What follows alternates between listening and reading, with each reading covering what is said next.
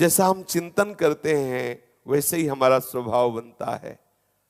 भाई जी महाराज ठीक प्रियाजू की कृपा से वैसे ही दयालु, उदारता का स्वभाव, किसी का दुख तनिक भी देख नहीं सकते। एक बार गीता प्रेस की महिमा सुन करके एक परिवार आया जिसकी पत्नी पधार गई थी और वो अपने बच्चों को लेके आया, एक बच्ची एक बेटा। ऐसे गीता प्रेस में प्रार्थना की कि मैं बहुत गरीब हूं, अगर मुझे कुछ दिन के लिए आश्रय मिल जाए या मेरे बच्चों को रख लिया जाए तो मैं धन कमाकर फिर ऐसी व्यवस्था कुछ करूं। पत्नी पधार गई, कोई भी खाने पीने की अर्थ की व्यवस्था नहीं, कहाँ मैं बच्चों को लेके जाऊं।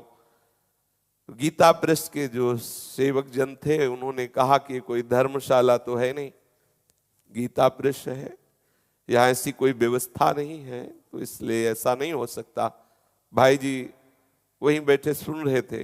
भाई जी उठे, भाई जी ने कहा गीता प्रेस किसी मशीन का नाम नहीं है।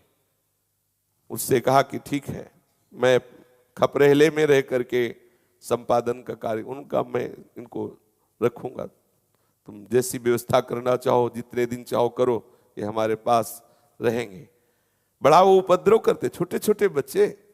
भाई जी वो उपद्रव से ध्यानस्थ रहते, उनको खिलाते पिलाते, उदारता की मूर्ति। प्रायः कोई उपासक ऐसा बर्दाश्त नहीं कर सकता कि वो गृहस्थी के बच्चे पास रख, कितनी उदारता। नहीं देख सकते दूसरे को दुखी क्लेशित नहीं देख सकते। एक उपासक है यही वृंदावन में, कहीं कुछ ऐसी घटना देखी, वो बहुत रो रहे थे, व्याकुल हो रहे थे कि क्या करो, थोड़ा भगवत भाव में आओ। सर्वत्र उन्हीं की लीला चल रही, कहीं तमोगुणी लीला चल रही, कहीं रजोगुणी लीला चल रही, कहीं सतोगुणी लीला चल रही, इसलिए निरपेक्षता हृदय में और बढ़ाओ, नहीं तो ऐसे दुखी सुखी होते रहोगे, कैसे आप अपने स्वरूप की तरफ बढ़ोगे। पर एक स्वभाव भक्तों का होता है, वो पर दुख द्रवई तो संत पुनीता, दूसरे को दुखी देखकर वो सह नहीं सकते। अगर सावधानी न रहे तो फसाव भी हो जाता है। दूसरे के दुख को देख करके द्रवित हो जाना, पर विवेक से युक्त रहना, ममता ना होने पाना।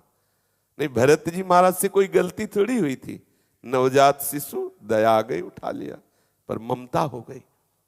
निरपेक्षता बनी रहे, सेवा तो करो, भले ऐसा अवसर कभी आवे तो ऐसा, पर निरपेक्षता है। अगर निरपेक्षता नहीं और ममता कर बैठे तो गए।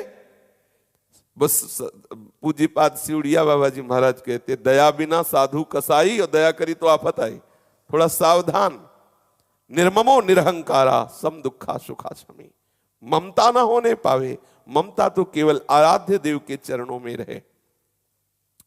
भाई जी को श्री कृष्णांक की संपादन की तैयारी करनी थी। भाई जी ने ये निश्चय किया कि ब्रजधाम चलना चाहिए और वहां अलग अलग सब जगह जो भगवत लीलाएं हुई हैं, तभी कृष्णांक तैयार हो सकता है। जब कृष्ण की लीला भूमि में आए, यहाँ इस रज का सेवन करे, तभी तो उनकी महिमा वो लिख सकते हैं। ब्रज यात्रा के लिए भाई जी रवाना हुए। अलीगढ़ में आए तो बहुत से भक्तों से युक्त होकर नाम संकीर्तन किया। फिर वृंदावन आए, 3 दिन निवास किया। प्रधान ठाकुर जी के दर्शन किए, बाके बिहारी जी, राधा वल्लभ जी, राधा रमण जी आदि आदि, और जगह जगह प्रभु की लीला स्थलियों की बातें लिखी। वहां के कुछ चित्र भी लिए, प्रमुख संतों से मिले, उनसे वार्तालाप की। फिर मथुरा आए, श्री कृष्णांक के लिए सामग्री संग्रह करने की व्यवस्था की, मथुरा से भी। फिर नंदगांव, बरसाना, राधा कुंड, कुसुम सरोवर, गोवर्धन, श्री प्रभु की इन प्रमुख लीला स्थलियों में भाई जी महाराज आए, और यहाँ से भी प्रभु की लीला संबंधी बातें ली। लौटते समय काजिमाबाद में गीता ज्ञान यज्ञ में सम्मिलित हुए, और श्री हरि बाबा, भोले बाबा, अच्युत मुनि जी आदि इन संतों से भी मिले और वार्ता की। भाई जी जब प्रवचन करते तो ऐसे वचन निकलते भाई जी कि चूंकि अनुभूत वचन और भगवत रस में डूबे हुए, श्रवण करने वाले के हृदय में तत्काल नाम प्रीति हो जाए, संसार से राग हटने लगे, ऐसे वचन भाई जी के। जहां भाई जी बोलते तो जो भी सुनने में जहां सभा में उपस्थित हुआ, भाई जी के दर्शन, भाई जी के वचन, संसार राग का नाश करके भगवान नाम में प्रीति, श्री कृष्ण चरणारविंद में प्रीति। स्वाभाविक वचनों में ऐसी सामर्थ्य। यदि हमारे हृदय में भजन नहीं होता, फिर हम बोले तो बातें केवल होती हैं, प्रभाव नहीं पड़ता। हमारा कैसा आचरण है, हम किस कोटि से प्रभु का भजन करते हैं, वैसे ही प्रभाव पड़ता है। वाणी वहां से जहां से निकल रही है, अगर वो आचरण विहीन वाणी है तो केवल मनोरंजन होता है, उससे प्रभाव नहीं पड़ता। भाई जी तो पूर्ण डूबे हुए प्रिया प्रीतम में। भाई जी एक विशुद्धानंद नाम के महापुरुष की महिमा सुनी, उनसे मिलने के लिए गए। ये पंडित गोपीनाथ जी कविराज के गुरु थे विशुद्धानंद जी, बड़ा इनका यश था। भाई जी उनसे मिलने के लिए चैत्र कृष्ण संवत 1988 23 मार्च 1932 को वहां उनके पास गए।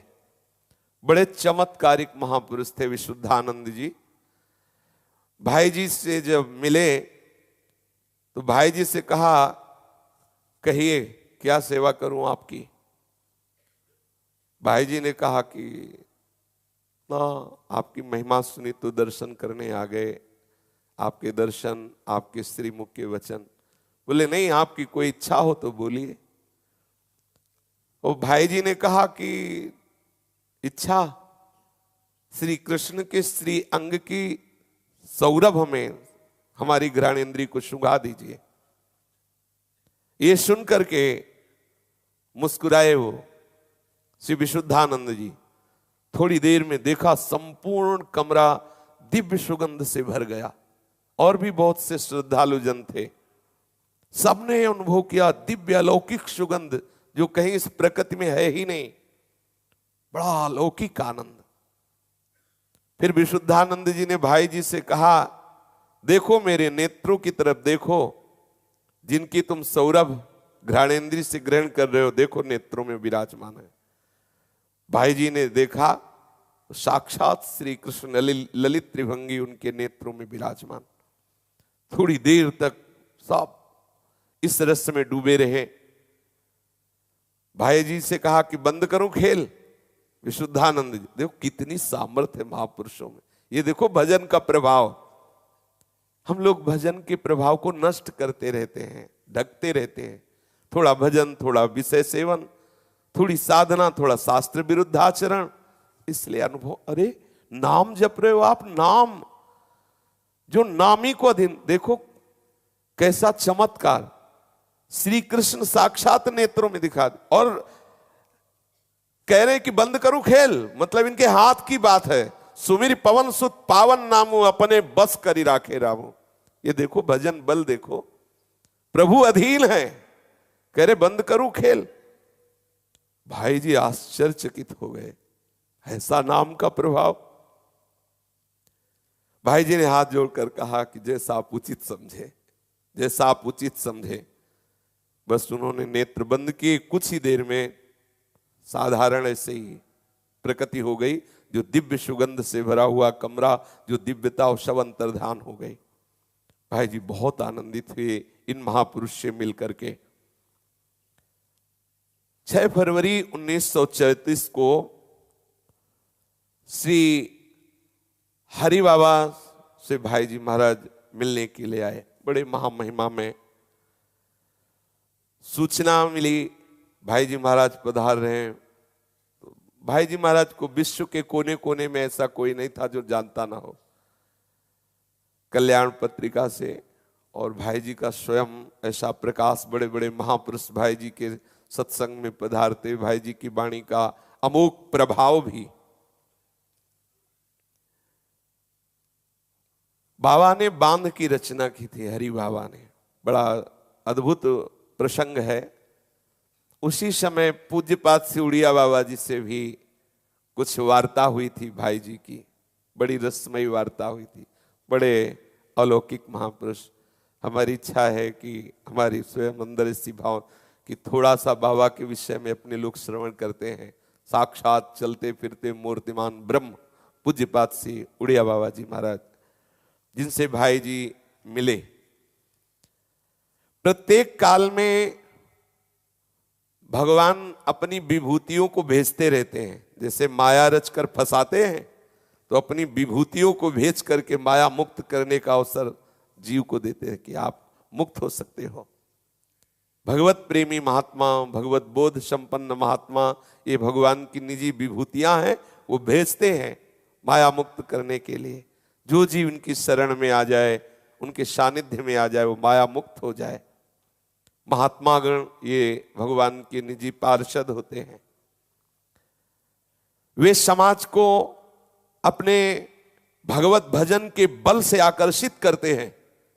जो माया आकर्षित है तो इनका भजन बल इतनी जोर का होता है कि माया के आकर्षण से को मिटा करके भगवत आकर्षण करके वैरागी बना देना, भगवत भजन में तन्मय कर देना, ब्रह्म में निष्ठा से युक्त कर देना, यह अलौकिक प्रभाव संतों का यही चमत्कार होता है। संतों का चमत्कार ये नहीं होता कि वो कोई फल फूल निकाल दें, कोई ऐसा। संतों का चमत्कार होता है तुम्हारे मन में जो माया का आकर्षण है उसको मिटाकर माधव का आकर्षण पैदा कर दे, भगवत आकर्षण पैदा कर दे। जहां संसार का चिंतन होता है, बलात् आपके हृदय में भागवतिक चिंतन प्रकट कर दे। संसार के राग को मिटाकर भगवत चिंतन के लिए व्याकुल कर दे, भगवत प्राप्ति के लिए व्याकुल कर दे। इसीलिए महात्माओं की महिमा भगवान से भी बढ़कर कही गई।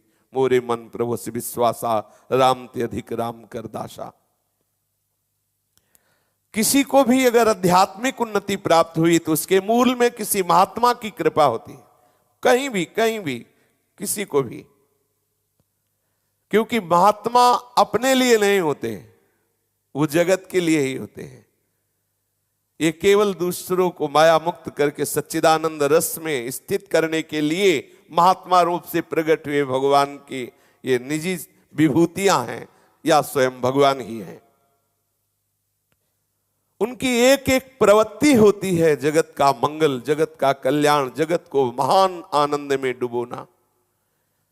और संपूर्ण जगत के निस्वार्थ ये मित्र होते हैं, बिल्कुल सहज, कोई शर्त नहीं, कोई स्वार्थ नहीं, बस सम्मुखता हो जाए।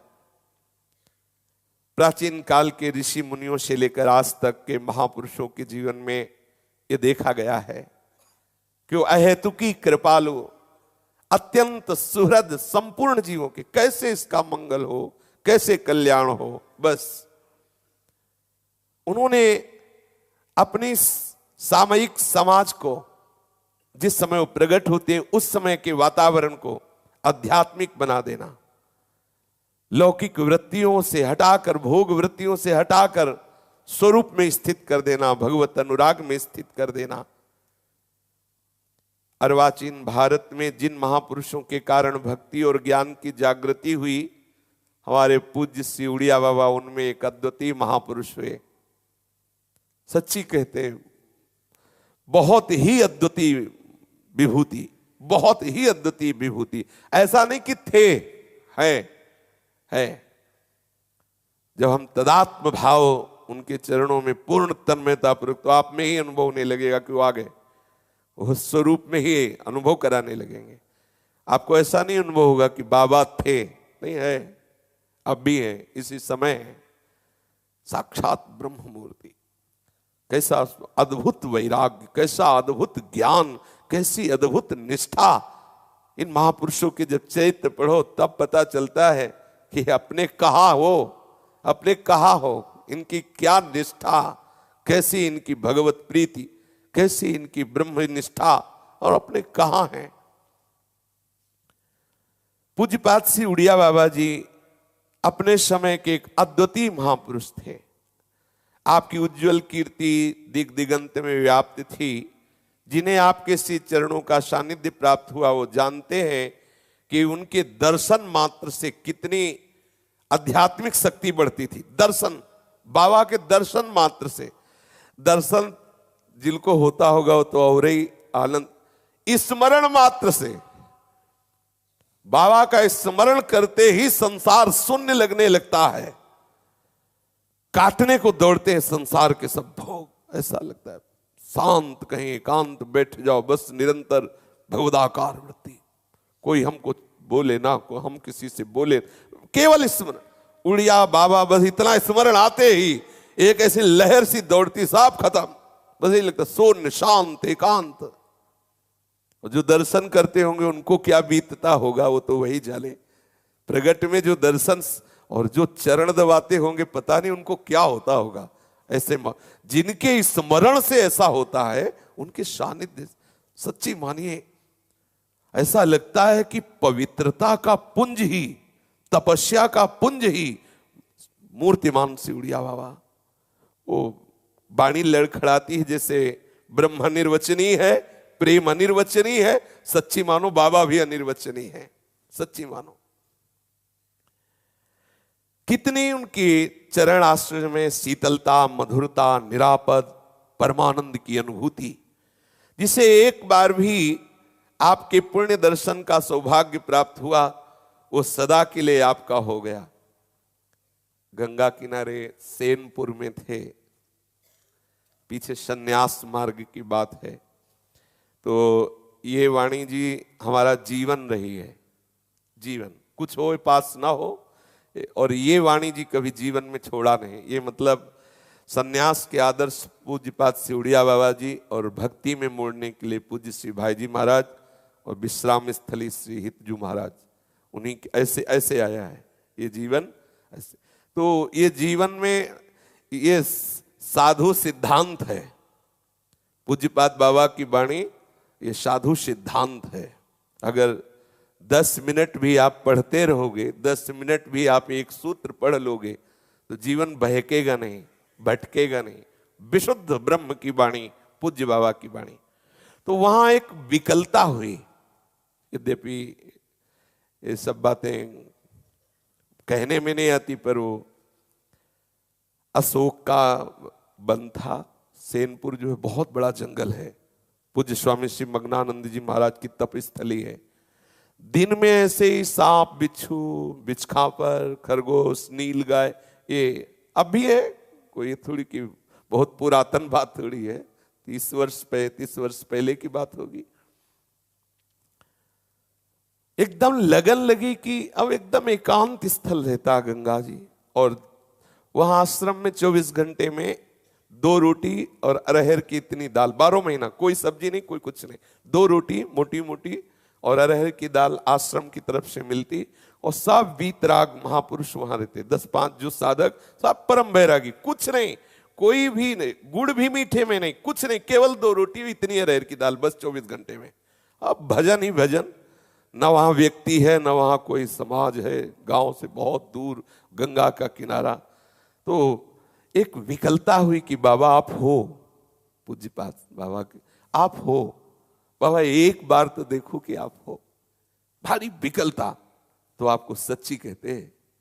दिखाई दिए कमंडल लिए हुए गंगा की रेती से, मस्त गजेंद्र की चाल से आए और लहराता हुआ गेरुआ वस्त्र और ऐसे खुले हुए दांत, कमंडल लिए हुए एक लौकी का कमंडल, वो मस्ती ब्रह्मानंद की छकी हुई मस्ती। बाबा ऐसे गंगा की रेत से चले आ रहे हैं। ऐसा ये महापुरुष अब भी है, ये ब्रह्म स्वरूप है। यदि आपके हृदय में विकलता हो जाए तो आपको अभी साक्षात्कार हो जाए। इनका साक्षात्कार मतलब भगवत साक्षात्कार। आपके दर्शन बड़े सौभाग्य से किसी को, जिसको भी हुए, तो अध्यात्म की ऊंचाई पे चढ़ गया। सच्ची मानी अमोघश्च, बड़े अद्भुत, मतलब अब वो हृदय की होती है ना गति। जहां बाबा विराजमान हुआ दूसरा कोई नहीं आज तक, जहां बाबा है दूसरा कोई नहीं है। बहुत प्यार, बहुत महिमा, अपार महिमा, और सब जगह सर्वत्र इनकी पहुंच है। ये ऐसे नहीं कि ज्ञान मार्ग से सिद्ध हुए महापुरुष, केवल इतना ही नहीं है, सर्वत्र पहुंच है, सर्वत्र। बाबा को साक्षात प्रिया प्रीतम ने अपने कर कमल से भोग पवाया। प्रिया प्रीतम ही लाए वृंदावन बाबा को। बहुत महिमा में महापुरुष। आपके मुखारविंद से करुणा टपकती थी। आपकी वाणी में बड़ी मधुरता, सुजानता, तत्वनिष्ठा, समता, शांति, स्थिरता, सरलता, जितेंद्रियता, प्रसन्नता, उदासीनता, असंगता आदि। इस विषम माया से अगर कोई मुक्त हो सका है तो इन्हीं महापुरुषों के दुलार से। नहीं, इतनी प्रबल भगवती माया का आकर्षण है कि कोई इस त्रिगुण माया पर विजय प्राप्त कर सके, ऐसे गुरुजनों की कृपा प्रसाद से, ऐसे भगवत स्वरूप महात्माओं की कृपाभीनी दृष्टि से वो आत्मबल बढ़ता है। जीव में स्वाभाविक राग रहित होने की उत्कंठा जागृत हो जाती है। सच्ची मानिए, रोम रोम से वैराग्य टपकता है। बाबा के रोम रोम से वैराग्य, बाबा की मुस्कुराहट से ब्रह्मानंद की अनुभूति टपकती है। बाबा की दृष्टि से जीव को निस्तरण होने की सामर्थ्य प्राप्त होती है। कृपा बरसती है बाबा के नेत्रों से। आपके संसर्ग में जो भी व्यक्ति आए उनमें प्रत्येक को ऐसा जान पड़ता था कि महाराज जी सबसे अधिक हमें प्यार करते हैं। विशेष अवसरों पर आपके पास सैकड़ों हजारों भक्तों की भीड़ होती, पर उन हजारों में से कोई भी एक ऐसा नहीं होता जिससे आप ये ना पूछते हो कि आप कैसे हो। सबसे मिलना, सबसे पूछना, सबको ऐसा महसूस होता था कि बाबा सबसे ज्यादा हमको प्यार करते हैं। आपके शरीर, वाणी, नेत्र, मुस्कान और झिड़कन में भी एक ऐसी माधुरी थी जो प्रत्येक व्यक्ति के हृदय में बस जाती थी। आपके द्वारा केवल भावुक भक्तों का ही उपकार नहीं हुआ, प्रत्युत तत्व जिज्ञासुओं की ज्ञान पिपासा भी पूर्णतया शांत होती। आपकी इसी तत्व निरूपण की शैली अत्यंत दुर्लभ, अद्वितीय। बाबा काशी मिश्र जी का नाम महाप्रभु चैतन्य देव जी की लीला में आता है। चैतन्य महाप्रभु जो जगन्नाथपुरी में, तो वहां काशी मिश्र की चर्चा आती है। बाबा उन्हीं के वंशज हैं, उन्हीं के वंश में प्रकट हुए। आपके पूर्वज काशी मिश्र वैष्णव थे। पीछे आपसे 7-8 पीढ़ी पूर्व आपके पूर्वज काली के उपासक हो गए। उन पर मां काली की बड़ी कृपा थी। मां ने उन्हें प्रत्यक्ष दर्शन देकर सर्वदा उनके कुल में रहने का वर दिया था। तब से वे ही इस कुल की इष्ट देवी हो गई थी। कहते हैं एक बार आपके प्रपितामह काली मंत्र क्रीम जप रहे थे। जपते जपते कृष्ण मंत्र क्लीम जपने लगे, क्रीम और क्लीम।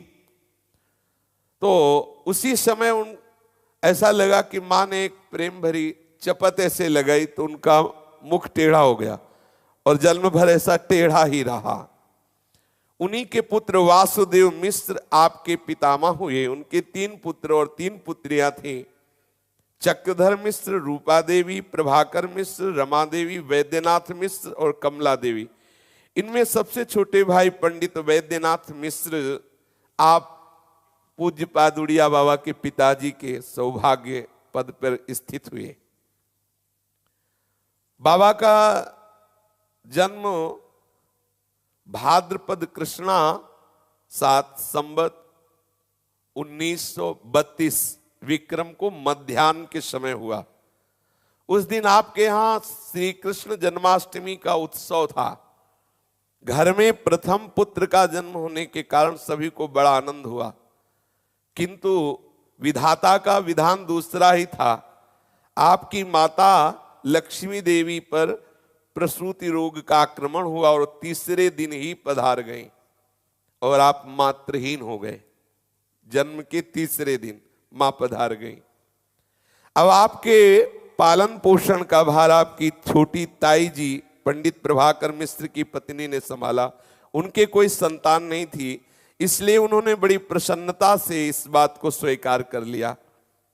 कुछ दिनों के बाद नामकरण संस्कार का समय आया, तो आपका नामकरण संस्कार में बड़े बड़े विद्वानों ने मिलकर के आर्तत्राण मिश्र बाबा का नाम रखा। आर्तत्राण मिश्र। बचपन में एक बड़ी विलक्षणता बाबा की थी कि जहां इनको जो लेटा देता बस वैसे ही लेटे रहते, मतलब समाधि भाव। बचपन में ही पूज्य पादुड़िया बाबा जी, स्वभाव में बड़ी विचित्रता थी। आपके स्वभाव में चपलता तो नाम मात्र की भी नहीं थी। जहां जैसे बैठाल दो वैसे ही बैठे रहना, जहां डाल दो वैसे ही पड़े रहना, स्वाभाविक। खेल कूद तो कभी बाबा को कोई करते देखा ही नहीं, मतलब बच्चा में जैसे चंचलता चपलता ऐसे। प्रायः जब देखो तब नेत्र मूंदे हुए बाल्यावस्था से रहते, और कभी रोते हुए बाबा को नहीं देखा। बचपन में जब कोई पीटता डांटता कोई प्रतिकार नहीं, कोई रोना धोना नहीं, चुप शांत गंभीर, ऐसे शुरू से। आपकी इस मुनि वृत्ति से सभी परिवार के लोग बड़े आश्चर्यचकित थे। ना हंसना, ना खेलना, ना रोना, जहां बैठाल दो बैठे रहना, जहां लिटा दो लिटा दिया वैसे लेटे हुए। कुल प्रथा के अनुसार 4 वर्ष 4 महीना 4 दिन की आयु में आपका यज्ञोपवीत संस्कार हुआ। 4 वर्ष 4 महीना 4 दिन की आयु में आपका यज्ञोपवीत संस्कार हुआ। पहले घर पर ही एक विद्वान जोशी के द्वारा आपको प्रारंभिक शिक्षा दी गई, और घर में ही आपको 12 वर्ष तक शिक्षा दी गई। उड़िया भाषा, गणित, संस्कृत, ये सब घर में ही विद्वान बुलाए जाते और वो इनको पढ़ाते। आप कृष्ण शरीर के थे, इसीलिए गुरुजन लोग, परिवार के जन बहुत दुलार करते, और जो शिक्षा देने आते उनसे कहते कि ज्यादा पढ़ाई का भार मत डालना। तथापि आप किसी अन्य विचार में मगन रहते, छोटी अवस्था में भी। ऐसा लगता कि पढ़ते समय, घर में रहते समय भी यहां है नहीं, कहीं खोए रहते। एक दिन घर वालों से बिना कुछ कहे एक भड्डरी के लड़के के साथ घर से चल पड़े। बालेश्वर होते हुए मयूरभंज पहुंचे। 12 वर्ष की आयु, घर से निकल पड़े। इस अल्पायु में इस कोटि का साहस आपके स्वभाव की स्वाधीनता और असंगता को ही सूचित करता है। मयूरभंज की पाठशाला में आपके पिताजी के एक परिचित पद्मनाभाचार्य नाम के पंडित थे। उन्होंने उनको देखा कि अरे तुम कैसे, और इनको तो पता नहीं था कि वहां परिचय का भी कोई होगा। तब उन्होंने बताया कि मैं घर से भाग पड़ा, मुझे कुछ अच्छा नहीं लग रहा। तो उनका देखो अभी भागने की अवस्था नहीं, अभी पढ़िए, घर मत जाइए, यहीं रहिए और पढ़िए। पाठशाला में भर्ती कर लिया, परंतु आपको भय था कि कहीं आपके घर वालों को सूचना ना दे दें, इससे आपके मार्ग में कहीं विघ्न ना पड़ जाए, इसलिए कुछ दिनों पश्चात वहां से चुपचाप चल पड़े। ये मार्ग भागने वालों का ही है, ईमानदारी वाले का नहीं है। चुप जहां से हो यहां लड़ना नहीं, भागो, भागते रहो। लक्ष्य जब तक ना प्राप्त हो तब तक बहादुरी मत दिखाओ, भागते रहो। इसलिए कुछ दिनों पश्चात तो वहां से चुपचाप चले गए। बाल्या बेड़ा चले आए। राजा कृष्णचंद के विद्यालय में आप विद्या अध्ययन करने लगे। 5 वर्ष तक वहीं रहकर काव्य तीर्थ परीक्षा पास की। घर में सूचना लग गई थी कि कहाँ है। जब खोजबीन हुई, बड़े परिवार के थे, तो बहुत कहने पर एक बार केवल पत्रादि के द्वारा घर वालों को समाचार, एक बार, ठीक है। जिस समय आप काव्य तीर्थ में अंतिम खंड में पढ़ रहे थे तो एक ऐसी घटना हुई जिससे आपके हृदय में भगवत प्रेम का छुपा हुआ स्वरूप था, उसका परिचय मिला। राजा कृष्णचंद एक निष्ठावान वैष्णव थे। उनके यहाँ भगवान श्री गोपीनाथ का एक मंदिर था। उसमें कार्तिक शुक्ला नवमी से पूर्णिमा तक विशेष रूप से उत्सव मनाया जाता था। इस समय वहां नाटक मंडलियां आती थी। इस वर्ष कलकत्ते की बाल संगीत नाम की एक सुप्रसिद्ध मंडली बुलाई गई। उसने ब्रह्मा का वत्सहरण नाटक का अभिनय किया, जिससे ब्रह्मा जी बछड़ों को और सखाओं का हरण कर लेते। वो अभिनय में एक विचित्र दृश्य आया। ब्रज की वनस्थली में सखाओं से घिरे हुए नंद नंदन बैठे हुए भोग आरोग रहे, छाक खा रहे, गोवत से इधर उधर चल रहे हैं। बाल गोपालों ने भगवान को चारों ओर से घेर रखा है। श्याम सुंदर उन्हें पत्तों पर छाक परोस रहे हैं, एक दूसरे से छीन झपट करके एक दूसरे का कवल पा रहे हैं। ये बाबा अद्भुत लीला लोक पितामह ब्रह्मा जी की ये लीला देखी। ब्रह्मा जी देख रहे हैं छुप करके।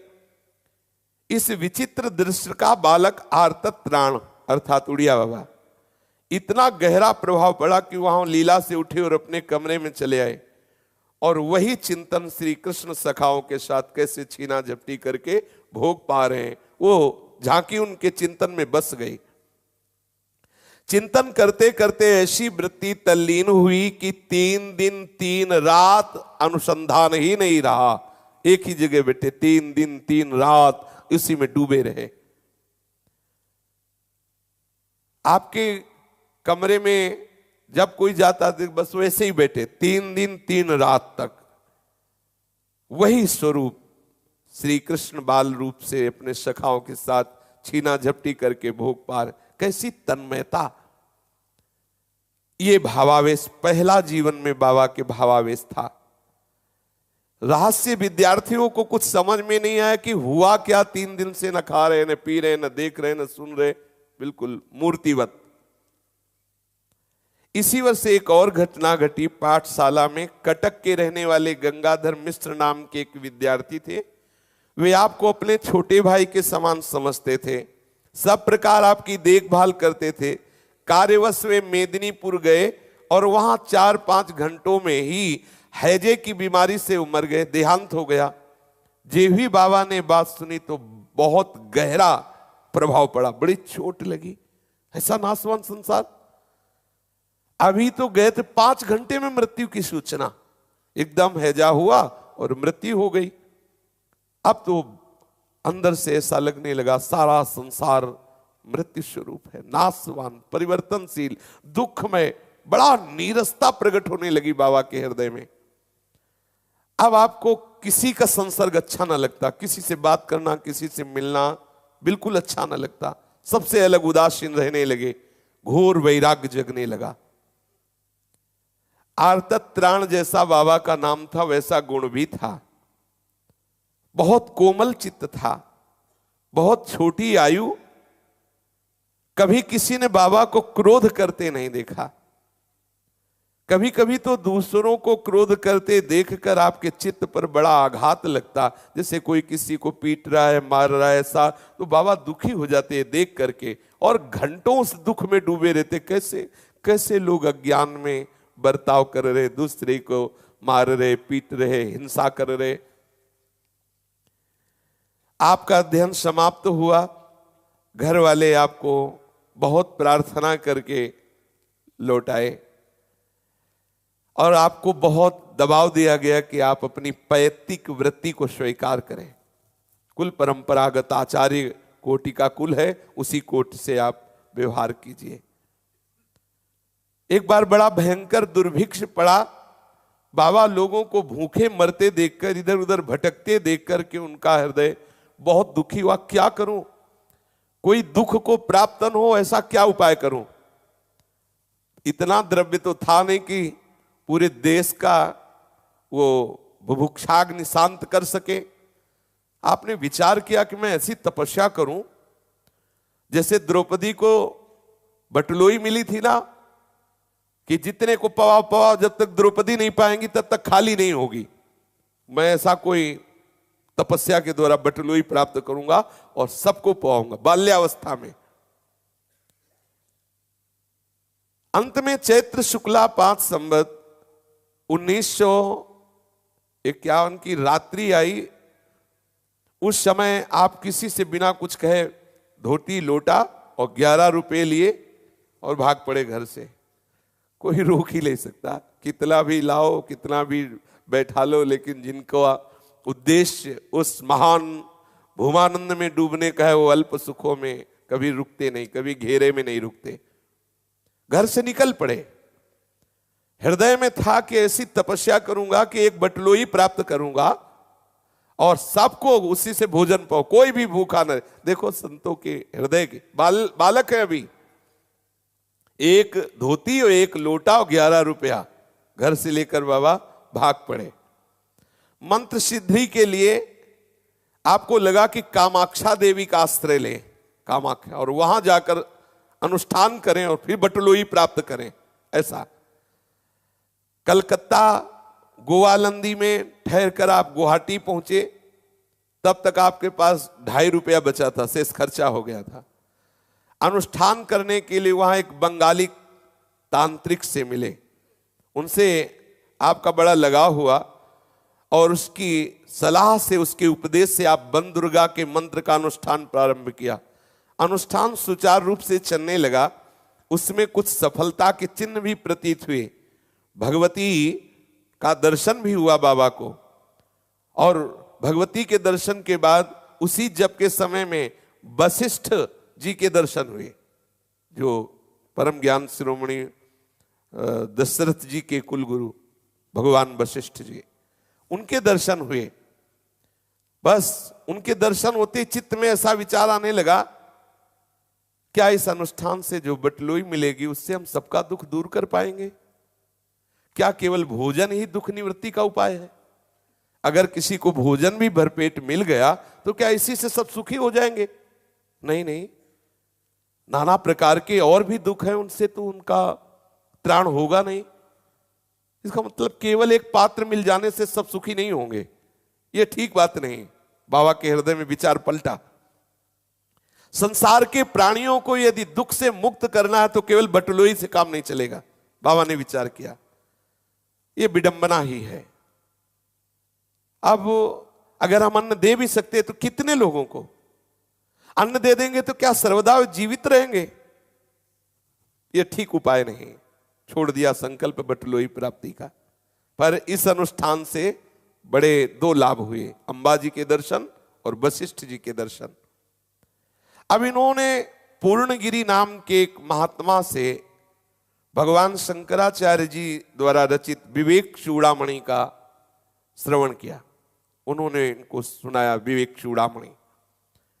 बस विवेक चूड़ामणि सुनते ही आग लग गई स्वरूप बोध की। कैसे कैसे मैं अपने आत्म स्वरूप में स्थित हूं। आपने अनुष्ठान सब छोड़ दिए, सिद्धि प्राप्त करने की और थोड़ा थोड़ा चित्त आकर्षित था, बकाया उदासीनता आ गई। ये था कि मतलब साधारण जीवन नहीं, ये महापुरुषों में होता है, वो छोटे सुखों में टिकते नहीं। एक हृदय में कुछ ऐसी स्थिति, कुछ ऐसी सिद्धि जो संतोषजनक हो। गुवाहाटी से काशी जाने का विचार किया और कुछ दिन मयूरभंज में ठहर कर आप काशी पहुंचे। इस प्रांत में आपकी प्रथम यात्रा थी। यहां ना तो कोई आपका परिचित था, ना गांठ में पैसा था। इधर की भाषा भी नहीं समझते थे क्योंकि उड़िया भाषा जानते थे। अपनी बात किसी को समझा नहीं सकते थे और बड़ा भोला स्वरूप था। दांत ऐसे बाहर निकले हुए थे, तो बहुत ही भोला स्वरूप बाबा का था। आप किसी को कुछ बोल नहीं सकते, समझा नहीं सकते अपनी बात, और वहां की बात समझ नहीं सकते थे। बस भरोसा था तो अन्नपूर्णा का। सुना था कि काशी में अन्नपूर्णा भूखी नहीं रखती किसी को। अतः आप अन्नपूर्णा विश्वनाथ जी के दर्शन कर मणिकर्णिका घाट पर एक खाली गुफा में बैठ गए। ये है ब्रह्मबोध सेंटर। जो काशी के घाट हैं, ये यहां पढ़ाई होती ब्रह्मबोध की। और जो ये जुगल घाट, केसी घाट, ये घाट है ना, यहां होती है निकुंज की पढ़ाई, प्रिया प्रीतम के प्रेम रस की। बस मणिकर्णिका घाट की एक खाली गुफा में बैठ गए और निश्चय किया, मैं किसी से कुछ भी नहीं मांगूंगा। आपको उसी गुफा में 3 दिन और 3 रात बीत गए। शौच और लघु शंका के लिए भी आप वहां से नहीं उठे।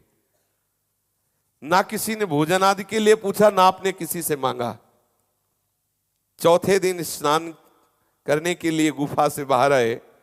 उसी समय वहां एक स्त्री आई और कहा कि लो, ये पंचामृत है, इसे पान कर लो। जे ही पंचामृत पान किया तो एक विशेष आनंद, क्योंकि वो स्त्री और कोई नहीं, अन्नपूर्णा जी थी। प्रेरणा हुई, तत्काल वो विश्वनाथ जी के दर्शन के लिए गए। वहां एक ब्राह्मण ने कहा, लो ये अनार पा लेना। वो ब्राह्मण और कोई नहीं, साक्षात विश्वनाथ जी थे। देखो, अपने हृदय में जब लगन लग जाती है, आग लग जाती है भगवत प्राप्ति, तो ये छुप छुप कर मिलते रहते हैं, पक्का, इसमें कोई संशय मत। बहुत प्यार करते हैं। 4 दिन का पारायण हुआ, अन्नपूर्णा जी ने पंचामृत दिया और विश्वनाथ जी ने अनार फल दिया। फिर गुफा में आ गए। रात्रि में स्वप्न हुआ कि कोई महात्मा आपसे वैद्यनाथ धाम जाने के लिए कह रहे हैं। अतः आपने उस स्वप्नादेश का पालन किया। देखा कि एक बंगाली थे, उनसे प्रार्थना की कि आप टिकट कटवा कर वैद्यनाथ धाम के लिए हमें व्यवस्था कर देंगे। स्वप्न में आदेश हुआ कि आप वैद्यनाथ धाम जाइए। वैद्यनाथ धाम में अनेकों लोग अपनी कामना सिद्धि के लिए केवल पंचामृत पान करते हुए धरना दिया करते हैं। आपने भी बुद्धि के अधिष्ठात्री देवी सरस्वती के लिए धारणा देना प्रारंभ किया, धरना। 5वें दिन ही आपके अंदर विचार आया कि क्या होगा इस धरने से। सरस्वती जी मिल भी गई तो होगा क्या उससे, ठीक नहीं। सरस्वती की प्राप्ति से होगा क्या हमारा, नहीं ठीक है। विचार बदला। बड़े बड़े विद्वान जो सरस्वती की कृपा प्राप्त हुए, वो भी तो काल के गाल बने। क्या क्या होगा सरस्वती की सिद्धि से, ठीक नहीं है। ये सोच करके आप उससे भी उदासीन। ये भगवत कृपा ऐसी होती, कहीं चैन नहीं लेने देती, कहीं चैन नहीं। वो कहीं भी विश्राम पाना चाहे तो नहीं, आग लगा दे, बढ़ता ही चला जाता है उपासक। फिर कुछ गांव वाले मिले, उन्होंने कहा कि एक बार आप जरूर चलिए, परिवार के लोग बहुत व्याकुल हैं। तो आप एक बार, सबके कहने से फिर लौट आए। घर वालों को बड़ी प्रसन्नता हुई आपके दर्शन से, परंतु आपका हृदय फिर व्याकुल। आप इस समय 20 वर्ष की आयु के हो चुके थे और एक सुप्रसिद्ध ज्योतिषी ने पहले बताया था कि आप 30 वर्ष से अधिक नहीं जिएंगे। 30 वर्ष की आयु में आप पधार जाएंगे। घर वालों ने कहा कि 20 वर्ष की अवस्था है, अगर विवाह की सोचे तो 30 में पधार जाएंगे, तो विवाह करना ठीक नहीं है। और वैसे ही स्वभाव बैरागी, जन्म से किसी भोग में कोई रुचि नहीं। घर में भी आपका चित्त किसी के मोह बंधन से बंधा हुआ नहीं था। अब तक भी आपका जीवन निरालंब रहा। अतः आपने घर वालों से कहा कि अब मैं विधिवत नैष्ठिक ब्रह्मचर्य की दीक्षा लेना चाहता हूं, और पूरी धाम में ही गोवर्धन मठाधीश जगत गुरु शंकराचार्य स्वामी श्री मधुसूदन तीर्थ से दीक्षा लेकर के आप आर्तत त्राण से ब्रह्मचारी वासुदेव स्वरूप हो गए। इन दिनों आपकी विशेष इच्छा यह थी कि किसी प्रकार मेरा वीर कभी अधोगामी न हो। जब बाबा ने नैष्ठिक ब्रह्मचर्य की दीक्षा ली 20 वर्ष की अवस्था, तब विचार किया कि आजीवन कभी मेरा वीर अधोगामी ना हो, ऊर्ध्वरेता ब्रह्मचारी बने। आप ने विचार किया कि मैं ऐसा ब्रह्मचारी बनना चाहता हूं कि कोई सुंदरी जवान स्त्री मुझे गोद में बैठा ले तो भी मैं किसी भी तरह कामुक ना होऊं। ऐसा बाबा के हृदय में इच्छा जागृत हुई नैष्ठिक ब्रह्मचर्य पर कि मैं ऐसा ऊर्ध्वगामी ब्रह्मचारी बनूं कि आसपास मेरे 9 युवतियां हो, मुझे गोद में कोई ऐसा, तो भी मेरे हृदय में काम चेष्टा जागृत ना हो, मेरा वीर कभी अधोगामी ना हो। ऐसा मैं नैष्ठिक ऊर्ध्वरेता ब्रह्मचारी बनूं। 20 वर्ष की अवस्था में स्त्रियों के अधिक से अधिक सानिध्य में रहने पर भी मेरे मन में कभी कोई काम वेदना न जागृत हो, मैं ऐसा बनूं। इसके सिवाय आपकी एक इच्छा और थी कि मैं जिस लोक में जब जहां चाहूं वहां की बात जान जाऊं, अव्याहत गति हो। उसी कोट की इच्छाएं भी होती है। भगवत जो भागवतिक महापुरुष होते हैं उनकी इच्छा भी उसी कोटि हो। बाबा की 2 इच्छाएं नैष्ठिक ब्रह्मचर्य का व्रत लेते हुई, मेरी अव्याहत गति हो, कोई मुझे बाधा न पहुंचा, जहां चाहूं वहां की बात जान जाऊं, और चाहे जितनी सुंदरियां स्त्रियां हों उनके बीच में रहने पर भी हमें कभी काम न सताए, कभी हमारे हृदय में कोई वेदना जागृत ना हो। कितनी महामहिमामयी बात है। लोकांतर में जहां भी जाना चाहूं बिना रोक टोक के मैं वहां पहुंच जाऊं, ऐसी मेरी स्थिति हो। किसी भी प्रकार के विकार का अवसर होने पर भी मेरे हृदय में कभी कोई विकार ना हो, ऐसी मैं स्थिति प्राप्त करूं। मैं बालक की तरह रहूं, जैसे छोटा बालक होता है वो कहीं भी घूमे फिरे, उसको कोई, ऐसे ही मैं चाहे जा रहा हूं, मुझे कोई विकार न सताए। यदि मेरा चित्त निर्विकार होगा तो ही मुझे संतोष होगा। अगर कभी विकार जागृत हो गया तो मेरा जीवन व्यर्थ है। जागृत हो गया विकार, क्रिया की बात है तो विकार जागृत 20 वर्ष की अवस्था में, इस आकांक्षा से प्रेरित होकर आप वीर विजयी बनने के निश्चय में दृढ़ हुए और बड़े बड़े संतों के समीप जाते और उनसे सलाह लेते कि कभी भी हमारा वीर अधोगामी ना हो, इसके लिए मुझे क्या करना चाहिए। इन्हीं दिनों हृदय में खोज हुई, कोई सिद्ध महापुरुष मुझे मिले जो मेरे मन के प्रश्नों का उत्तर दे सके। इसलिए आप मठ छोड़कर बंगाल के मेमन सिंह, ढाका, वारिशाल, ग्वालपाड़ा आदि कई जिलों में घूमते रहे, परंतु कहीं कोई ऐसा महात्मा नजर नहीं आया जिसके प्रति आपका आत्मसमर्पण पूर्ण हो जाए। अंत में बड़पेटा पहुंचे। यहां भगवान कालीकांत श्री कृष्ण का एक सुप्रसिद्ध मंदिर है। शहर के पास एक शिवालय था। उसके महंत एक ब्रह्मचारी थे जो बहुत समय से बीमार थे। बाबा ने विचार किया बहुत बढ़िया अवसर है सेवा का, इसलिए बाबा वहां रहकर खूब सेवा उनकी की। कुछ दिनों बाद उनका देहांत हो गया। बाबा को बहुत आनंद मिला जब उनकी सेवा करते हुए उनका शरीर पूरा हो गया। बाबा को बहुत सुख मिला। ऐसा कभी अवसर आवे तो प्राणपन से सेवा करनी चाहिए। कोई वृद्ध है, कोई संत है, कोई उसकी सेवा में नहीं है तो सब साधना एक तरफ रखकर उसकी सेवा करे। उसका आशीर्वाद कई साधनाओं को मिला करके भी जो शीतलता नहीं होगी वो उससे होगी। कभी सेवा का अवसर आवे तो चूकना नहीं चाहिए। जरूरी नहीं कि वो विरक्त हो। मानो आप धामवासी हो, कोई धाम में ऐसा रह रहा जो जीवन भर धामवास किए और उसकी सेवा कोई करने वाला नहीं, तो ऐसा चाहिए साधकों को कि ऐसा क्रम बना लेना चाहिए कि उसकी सेवा में अपना समय देना चाहिए। हाथ पैर दाबना है, कपड़ा धोना है, मल धोना है, दवा है, भोजन है, इससे बहुत कृपा प्राप्त होती है। इसमें ना संप्रदायवाद देखे, ना गृहस्थ विरक्त देखे, ना परिचय देखे। कहीं भी ऐसा अगर अवसर मिले तो घंटा 2 घंटा या जो भी समय दे पाए जरूर देना चाहिए सेवा का। वो जो ब्रह्मचारी जी थे उन्होंने इनकी सेवा देख करके अपना उत्तराधिकारी इनको नियुक्त किया, मतलब महंत पूरा अधिकार। आपने वहां सतचंडी का अनुष्ठान किया। नवरात्रि में हवन और ब्रह्मभोज हुआ। इस उत्सव की समाप्ति पर आपको ऐसा अनुभव होने लगा कि मानो साक्षात दुर्गा देवी सामने खड़ी है। आपकी वाक सिद्धि सिद्ध हो गई। इतनी ही अवस्था में वाक सिद्धि, जो बोले वही हो जाएगा, जो बात बोलते वही सत्य हो जाती। आपकी फिर दृष्टि सिद्ध हुई। जिसको देखो कौन क्या पाप कर रहा है, कैसे आचरण कर रहा है, सब दिखाई देने लगेगा। जैसे टीवी में नहीं दिखाई देता, ऐसे दृष्टि पड़ते ही दिखाई देता है, ये ऐसा आचरण करता है, ऐसा ऐसा। छुपे हुए पाप करने वाले लोग जैसे सामने आए तो पता चल जाता है ऐसा ऐसा है, बहुत खतरनाक। ये सब बातें बहुत बाधक हैं। मतलब ये आकांक्षा न करे, अरे अपने ही पाप देख के तो चैन नहीं पड़ता, दूसरे के देख के और क्या होगा। चमत्कार प्रकट होने लगे। बहुत भेंट सामग्री, रुपया, पैसा, लोगों की भीड़ इकट्ठा होने लगे। एक एक दिन में उस समय 500 सिक्के आने लगे, चांदी के सिक्के चढ़ते।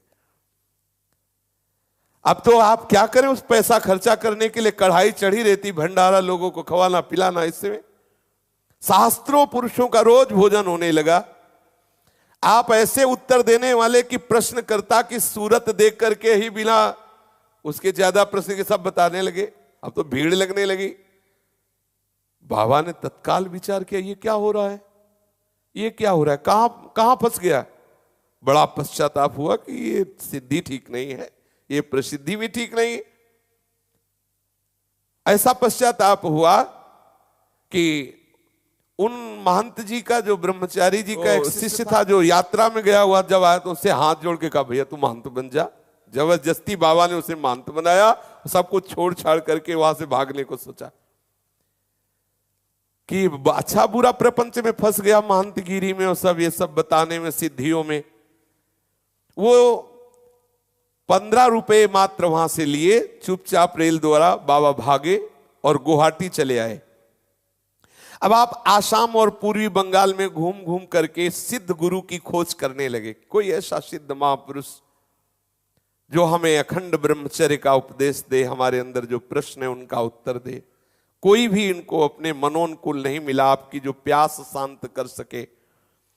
अंत में उसी उद्देश्य से आपने समस्त भारतवर्ष में घूमने का निश्चय किया। आप कलकत्ते से रामेश्वर की ओर जा रहे थे, तो मार्ग में जिला बालेश्वर के किसी गांव में एक बगीचे में ठहरे। अकस्मात रात्रि में बगीचे के सामने वाले मकान में आग लग गई।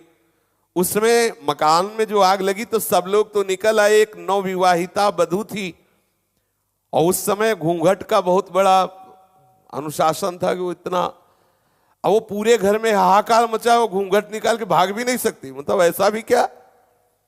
अब वो आग में तब तक घिर गई, सभी लोग बाहर से चिल्ला रहे थे, कोई आग में कूदकर निकालने की हिम्मत नहीं। बाबा ने जब ये देखा तो बाबा को रहा नहीं गया, और आग की परवाह ना करके कूद पड़े आग में और घुस गए, और उस नौ वधू बालिका को गोद में उठा करके बाबा आग को चीरते हुए बाहर आए। उसकी प्राण रक्षा की, लेकिन स्त्री स्पर्श हो गया। इस ग्लानि से आपने 3 दिन तक न जल पिया न भोजन पाया और जलते रहे। जीवन में पहली बार किसी स्त्री का स्पर्श, यद्यपि ये स्पर्श महान, उसकी रक्षा के लिए अगर न जाते तो जल जाते, लेकिन देखो ये बैरागी महापुरुषों का हृदय, 3 दिन तक ना अन्न पाया न जल पाया और जलते रहे कि ये क्या स्त्री स्पर्श हो। यद्यपि बार बार अंदर से आता कि उसकी रक्षा के लिए, और जैसे पिता बच्चे को गोद में ऐसे उठा के लाए। 3 दिन ना अन्न ना जल, तब कुछ हृदय शीतल हुआ। आप कई महात्माओं से मिले, रामेश्वर, द्वारिका, उज्जैन, हरिद्वार, ऐसे घूमते रहे, पर बाबा को जैसा चाहिए था वैसा कहीं भी उनको मनोनुकूल वो महापुरुष जिसकी खोज कर रहे थे वो नहीं मिला। आखिर हरिद्वार से आप पुनः कलकत्ते लौट आए। सन 1908 की बात है। इस समय वंग भंग के कारण स्वदेशी आंदोलन चल रहा था। आपको दीन दुखियों के साथ तो सदा से ही सहानुभूति रही, अतः आप भी आंदोलनकारियों में मिल गए। 2-1 बार आपकी गिरफ्तारी भी हुई, किंतु अपराध न सिद्ध होने के कारण आपको छोड़ दिया गया। उस समय अनेकों नवयुवकों को सीधे फांसी लगाई जाती थी।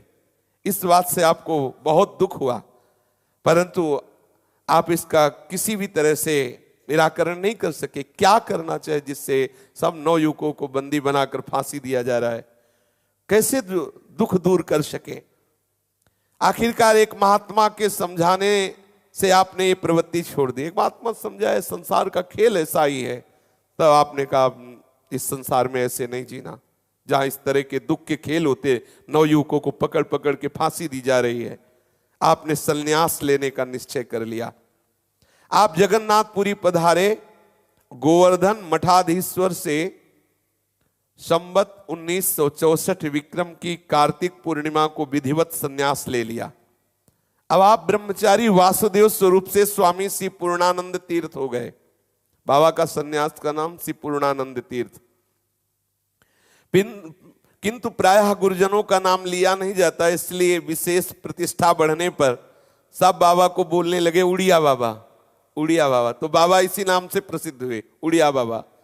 श्री पूर्णानंद तीर्थ तो कहीं लिखा पढ़ा भले मिले, ले तो उड़िया बाबा। संन्यास के कुछ दिनों बाद गुरुदेव से आपने प्रार्थना की कि मेरे हृदय में विकलता है, मुझे आप आज्ञा कीजिए, मैं भ्रमण करना चाहता हूं गंगा यमुना ऐसे तीर्थों के किनारे। उन्होंने आज्ञा दे दी। आप काशी की ओर चले। चलते समय वैराग्य बढ़ा और विचार किया कि ये तत्वबोध तो हो नहीं रहा, तो दंड लेकर क्या करें। तो आपने दंड फेंक दिया। फिर आप रेल में बैठे, काशी को जा रहे थे। मार्ग में एक स्थान पर गाड़ी बदलनी चाहिए थी, परंतु आपको कुछ ध्यान रहा नहीं। काशी का टिकट लिए हुए आप छपरा पहुंच गए। ये देखकर टिकट चेक करने वाला एक परिकर आया, बाबा से कहा टिकट, तो बाबा ने टिकट दिखा दिया। अब जाना था काशी, वो पहुंच गए छपरा, टिकट थी नहीं। और एकदम सीधा सरल स्वभाव, एकदम सन्यासी, लाल कपड़ा पहने और ऐसे बिल्कुल सीधे सा थप्पड़ मारे बाबा के। उससे जो अधिकारी चेक करने वाले थे, बाबा को थप्पड़ मारा, गाड़ी से नीचे उतार दिया। बाबा नीचे उतरे और विचार किया कि गलती का समाधान कैसे हो। कोई छोटे मोटे संत तो है नहीं बाबा। बाबा ने निश्चय किया कि आज से शपथ लेता हूं कभी किसी सवारी पे ही नहीं चढ़ूंगा। बाबा को वो जो अधिकारी चेक करने वाले थे, उनको बेचारे दुर्भाग्य, उनका क्या जाने कि वो क्या करने जा रहे हैं। ऐसे वीतराग परमहंस महापुरुष के उन्होंने थप्पड़ मारे। भगवान बुद्ध को जैसे एक शव देखने से वैराग्य हो गया था, एक सुकुमार राजकुमार से कठोर तपस्वी बना दिया उस शव ने। गोस्वामी तुलसीदास जी को उनकी पत्नी की एक थोड़ी सी बात ने रामचरण अनुरागी बना दिया। जैसा मेरे शरीर से प्यार करते हो, ऐसा राम जी से प्यार करते थे, तुम परम मंगल स्वरूप हो जाते। ऐसे ही बाबा को उस सरकारी ऑफिसर, क्या टीटी जो भी, वो तो पीटी है, टीटी पीटी क्या, कितना बड़ा अपराध, मतलब इतने बड़े महापुरुष को थप्पड़ मार दिया। भगवान लीला करते रहते हैं। बाबा ने आजीवन कभी किसी सवारी पर नहीं चढ़ेंगे ऐसी प्रतिज्ञा कर ली। अनेकों बार ऐसी अवसर आए जिसमें सवारी पर बैठना अनिवार्य हुआ, पर बाबा कभी सवारी पर नहीं बैठे। जो संकल्प किया, दृढ़ता पूर्वक नियम का पालन किया। सब कार्यों को संभालते हुए सब जगह जाने का भी नियम, जाना है 50 कोस जाना है तो पैदल ही जाना है। आजीवन बाबा ने निर्वाह किया, कभी किसी सवारी पर नहीं बैठे। वो अंतिम लीला में फिर हरि बाबा के बांध के, उसमें आनंदमयी माता और हरि बाबा जब बहुत जोर किए कि बाबा स्वास्थ्य खराब, जो वृद्ध शरीर, और बाबा कल उत्सव में नहीं जाओगे तो बंद उत्सव। बाबा कुछ नहीं बोले। आनंदमयी माता ने कहा क्यों चिंता करते हो? हरि बाबा से कहा ये तो औढरदानी शिव हैं, थोड़ी देर में बदल जाएंगे, आप बैठो। थोड़ी देर में ही बाबा बोले आनंदमयी माता को बुलाओ, कार मंगाओ, चलते हैं। जीवन भर नहीं बैठे, लेकिन बाबा, हरि बाबा के कारण कि उत्सव बंद ना हो, कार में बैठे, हरि बाबा से पहले बांध पहुंच गए। बाबा ने इस प्रतिज्ञा का जीवन भर निर्वाह किया। छपरा से कई स्थानों में होते हुए आप काशी पहुंचे।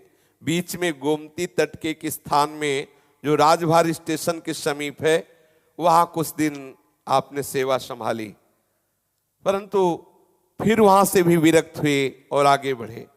काशी पहुंचने पर आपके चित्त की विचित्र अवस्था हो गई। जो पात्र था वो भी फेंक दिया, दंड तो पहले ही फेंक चुके थे, बस एक कंबल ऐसे लपेट लिया और पूर्ण वैराग, लंगोटी कंबल, बस दूसरा कोई वस्त्र नहीं, कोई कमंडल नहीं, कुछ नहीं, बस चिंतन निरंतर। अब आपने बस एक कोई ऐसा महापुरुष मिल जाए जो मुझे संतोष प्रदान करे। भारी व्याकुलता, बड़ा असंतोष चित्त में, ये असंतोष बहुत आवश्यक है। अभाव, भगवत मिलन का अभाव, मेरा हृदय जलने लगे, ये जरूरी, यही हमारी समस्त वासनाओं को भस्म करता है। असंतोष, ये अभाव, ये भूख, ये लालसा, कुछ वहां उपदेश काम नहीं करता। चातुर्मास से समीप था, अतः एक महात्मा के कहने से आप काशी से 4 कोस पश्चिम की ओर एक गांव में चले गए। वहां कुछ महात्मा रहते थे, उनके साथ ही आपने चातुर्मास किया। वह आपसे कुछ वेदांत चर्चा चलती रही। उन दिनों संतों के सत्संग से आपको उपनिषद, ब्रह्मसूत्र, गीता, योग वासिष्ठ आदि वेदांत ग्रंथ सुनने का अवसर मिला। सुनना क्या था, और जिज्ञासाग्नि बढ़ गई, और आग और जलन बढ़ गई। अब तो कुछ भी अच्छा न लगे, जीना भी भार लगने लगा। ये है खास बात, ये है। आहा, अहो भाग्य है जिनके हृदय में ऐसी मुमुक्षता, ऐसी जिज्ञासा, ऐसी भगवत मिलन की चाह। हृदय जल रहा है, कैसे शांत हो? किस प्रकार परमार्थ सत्य वस्तु में स्थित हो जाए, कैसे इस प्रपंच का बाध करें, ये संसार रूपी जेल कैसे मुक्त हो, ये यही बात आ जाती, ये शरीर रूपी जेल से कैसे मुक्त हो, कैसे प्रपंच की गुत्थी सुलझे। ये ग्रंथों में देखने से बात समझ में नहीं आ रही। स्थिति देखो, अपने लोग जीने के लिए राजी हैं, ये महापुरुष जन स्थिति के लिए, वो स्थिति आनी चाहिए, मेरे अंदर स्थिति आनी चाहिए। कोई भी विकार मुझे परेशान नहीं कर रहा, कोई भी द्वंद्व मुझे परास्त नहीं कर रहा, मृत्यु का कोई भय नहीं रहा, सच्चिदानंद का अनुभव, स्थिति चाहिए, केवल बातें नहीं। बातें सुनने से जितना आनंद का अनुभव हो रहा है वो एक सेकंड में विषय हरण कर लेगा उस आनंद को। हमें चाहिए स्थिति, और उसके लिए चाहिए जलन, अशांति, असंतोष, व्याकुलता। चित्त जल रहा है, जब तक प्रभु नहीं मिलेंगे तब तक। कबहु न पायो चैन, दरस बिन दुख न लागे नैन। ये भगवत कृपा पात्र जनों का हृदय ऐसा ही जलता है, कोई दूसरा उपाय नहीं दिख रहा। सत्संग ने आपको परमार्थ की खोज में और बढ़ा दिया, और प्रबल विकलता। चातुर्मास समाप्त होती ही आपने गंगा जी का किनारा पकड़ा, और किनारे ये सिद्ध महापुरुषों का जीटी रोड है, गंगा जी का किनारा। एक से एक महापुरुष जब गंगा जी की प्रदक्षिणा कर रहे तो एक से एक, सच्ची मानिए, वीतराग परमहंसों का क्षेत्र है गंगा का किनारा, एक से एक महान बैरागी। ये यमुना जी का जो तट है प्रेमियों का है, वो ज्ञानियों का है, योगियों का है, वेदांतदर्शी महामुनियों का है वो क्षेत्र। परमार्थ की प्राप्ति की भारी उत्कंठा, भारी बेचैनी। कभी कभी मील 2 मील चल करके बस ऐसे पड़े रहते रेत में, न भिक्षा न पानी, न एक विकलता। बलिहारी है इस विकलता की, किसी भाग्यशाली उपासक को मिलती है। 5-6 बांस प्रयाग पहुंचने में लगे, भारी विकल जलते हुए, क्या करें। वहां दारागंज के पास एक स्थान देखा, खंडहर शाह मंदिर के पीछे एक छोटी सी कुटी, बहुत गंदा स्थान, कोई आ नहीं रहा, कोई जा नहीं रहा। आप वहां गए, उस कुटी में आसन लगा लिया, भीतर से वो टूटे फूटे किवाड़ थे उनको बंद कर लिया। 3 दिन उसी में बंद रहे, न खाया न पिया, न सोच न लघु शंका,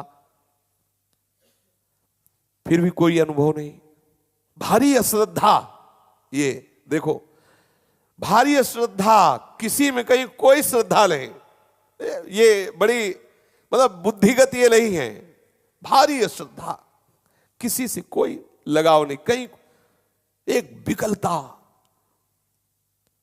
अब तो बस कोई दैवी शक्ति ही रक्षा कर सकती है, कोई आंतरिक शक्ति बचा सकती है, ऐसी भारी जलन। ज्येष्ठ मास की भीषण गर्मी, रेत में पड़े हैं, बड़ी मस्ती होती, बड़ी मस्ती होती इस असंतोष में, इस मुमुक्षता में, इस जिज्ञासा में बड़ी सामर्थ्य होती है। जिज्ञासाग्नि अंदर प्रबल, बाहर से तपती हुई रेत। गर्मियों में ऐसी रेत होती है कि मतलब पैर रखो तो ऐसा लगता है आग में पैर रखा, इतनी बालू जलती है। बाबा उसी में पड़े, 3 दिन 3 रात बंद रहे, कोई अनुभव हुआ नहीं। निराश हुए, बाहर निकले, शरीर जकड़ गया था, थोड़ा सा कुछ हिलाने डुलाने पर आप आगे बढ़े। रास्ते में जहां कोई महात्मा मिलते आप वहां जाते, कोई श्रद्धा रह नहीं गई थी, इतनी प्रबल जिज्ञासा, कोई श्रद्धा रह गई, और बैठते सुनते चल देते, क्योंकि सीधे इनको चाहिए अपने आंतरिक विश्राम की बात। वर्षा आरंभ हो गई, आपको बहुत कष्ट सहना पड़ा, परंतु आपके हृदय में जो आग जल रही थी वर्षा ने और बढ़ा दी। किसी भी तरह से अब वो आग बुझती नजर नहीं आ रही। आप थोड़ी देर उस उपासक के चित्त की दशा में पहुंचिए, जिसको प्रीतम या आत्मस्वरूप में स्थित होने की प्रबल लालसा, कोई आश्रय नहीं दिखाई दे रहा, वो मतलब भगवत कृपा से आती है। वो इतनी व्याकुलता पूछो मत। आखिरकार कहां जाएं, क्या करें, कैसे करें। वो अगर भक्ति मार्ग है तो ये चिल्ला चिल्ला के रोता, ज्ञान मार्ग का है तो भारी अश्रद्धा, कुछ अच्छा नहीं, कहीं श्रद्धा नहीं रह गई।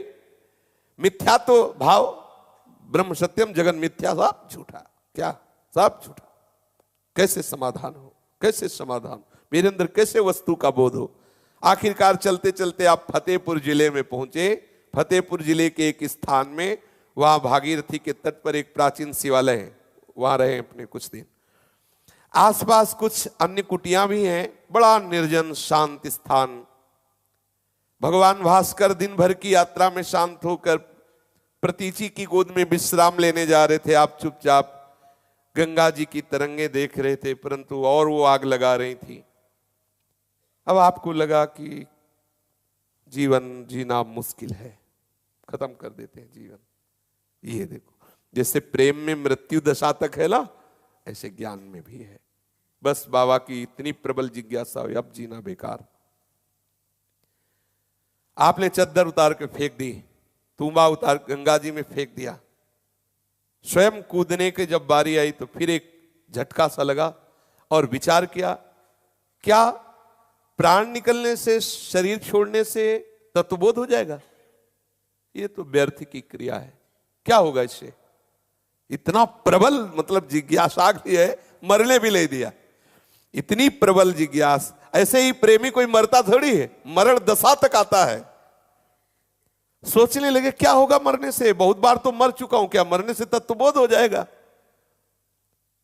अब क्या करें? अब गंगा जी की तरफ से दृष्टि हटी तो पीछे शिवालय, जंगल में शिवालय की तरफ चले। नास्तिकता चरम सीमा पे पहुंच चुकी थी। ये नास्तिकता नहीं, ये विचार की स्थिति। कुछ नहीं, सब झूठा, सब झूठा। जो वेदांत सूत्र है, ब्रह्म सत्यम जगन मिथ्या, नाटक है, सब झूठा। अब गए और शिवलिंग पर पैर रखा और डेहरी पे सर रखा, लेट गए। अब लेटे लेटे विचार कर रहे हैं, क्या करूं, कहां जाऊं, कैसे मेरा समाधान हो। इतने में आंख झपकी, तंद्रा सी आई परम ज्ञानियों की गुरु भगवान शंकर पर। और ये बड़े रिझवार ठाकुर हैं। एक चोरी करने के लिए घंटा उतारना चाहता था तो थोड़ा ऊंचाई पे घंटा था तो ऊपर चढ़ गया, तो भगवान से प्रसन्न हुए, बोले वरम ब्रूहि। बोले हमने कौन सेवा की? बोले लोग तो फल फूल पानी चढ़ाते, तू खुद चढ़ गया, हम इसलिए प्रसन्न हो गए। ये बड़े आशुतोष है। वो बोला हम तो घंटा चुराने के लिए चढ़े और आप इतने पे ही राजी हो गए। ये बड़े विचित्र देवता हैं, देखो भारी तिरस्कार। बाबा पैर रखे हुए हैं शिवलिंग पर और ये प्रसन्न हो गए। आपने देखा दो परमहंस पधारे, भगवान नर नारायण, शरीर हष्ट पुष्ट, कांति दिव्य तेज प्रकट हो रहा है। तेजो में वो लाल वस्त्र धारण किए हुए हैं, उन्नत विशाल भाल पर सुंदर तिलक है, कंठ में माला धारण की, हाथ में कमंडल। नर नारायण साक्षात भवबंधन से मुक्त करने के लिए पधारे। देखो जैसी प्रबल जिज्ञासा वैसे ही प्रबल जिज्ञासा शांत करने के लिए। आज भी भगवान नर नारायण बद्रिकाश्रम में तपपरायण हैं। भगवान नर नारायण स्वयं पधारे बाबा को उपदेश देने के लिए। बाबा उन्हें देखते ही खड़े हो गए। सृष्टि तत्व के विषय में जो बाबा का प्रश्न था, बड़ा समाधान कारक उत्तर मिलने लगा। क्रम बड़ी देर तक चला, बाबा पूछते जाते, वो उत्तर देते जाते। धीरे धीरे सारे प्रश्नों का समाधान हो गया। बाबा को सिर्फ 2 श्लोक याद रहे, नेति नेतीति नेतीति शेषितम यत्परम पदम निराकर्तुम अशक्यत्वात् तदस्मीति सुखी भव जड़तां वर्जयित्वैतां शिलाया हृदयं चयत् अमनस्कं महाबाहो तन्मयो भव सर्वदा। इसकी चर्चा आगे। श्री राधा वल्लभ लाल की जय। जय जय श्यामा जय जय श्याम, जय जय श्री वृंदावन धाम। जय जय श्यामा जय जय श्यामा जय जय श्री वृंदावन धाम। पावन राधे तेरो नाम, पावन राधे तेरो नाम, पावन राधे तेरो नाम, पावन राधे तेरो नाम, पावन श्री वृंदावन धाम। पावन श्री वृंदावन जय जय श्यामा जय जय श्याम, जय जय श्री वृंदावन धाम। जय जय श्यामा जय जय श्याम जय जय श्री वृंदावन धाम। मेरी श्यामा मेरो श्याम, मेरी श्यामा मेरो श्याम, हे मेरी श्यामा मेरो श्याम, मेरी श्यामा मेरो श्याम, मेरो श्री वृंदावन धाम। मेरो श्री वृंदावन धाम। जय जय श्यामा जय जय श्याम, जय जय श्री वृंदावन धाम। जय जय श्यामा जय जय श्याम जय जय श्री वृंदावन। श्री राधा राधा राधा राधा,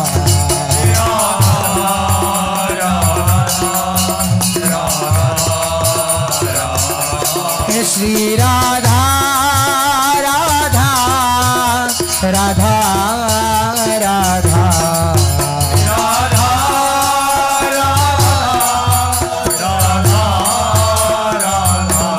श्री राधा राधा राधा राधा,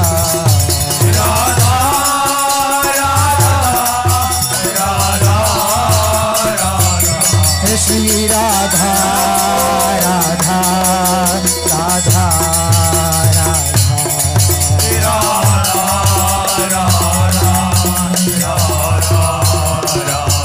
श्री राधा राधा श्री राधा राधा श्री राधा राधा श्री राधा राधा श्री राधा राधा श्री राधा राधा श्री राधा राधा राधा